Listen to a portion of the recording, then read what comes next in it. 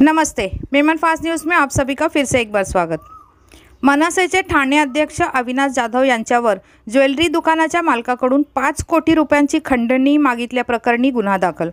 महाराष्ट्र नवनिर्माण सेनेचे नेते अविनाश जाधव आणि इतरांविरुद्ध लोकमान्य टिळक मार्ग पोलीस ठाण्यात 5 कोटींची खंडणी मागितल्याचा FIR दाखल करण्यात आला आहे।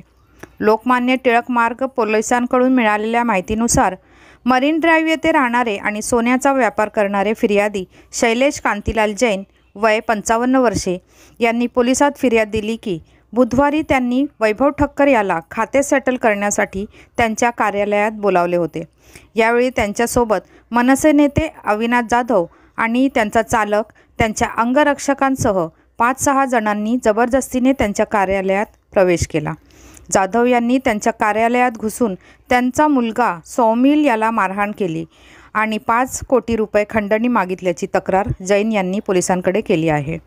जैन यांच्या कार्यालयात लावण्यात आलेल्या CCTV कॅमेऱ्यात पोलिसांसमोर त्यांच्या मुलाला मारहाण केल्याची घटना कैद झाली आहे।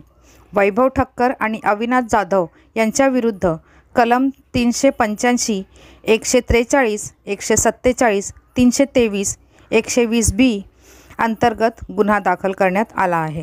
धन्यवाद। चैनल को लाइक शेयर सब्सक्राइब ज़रूर करें।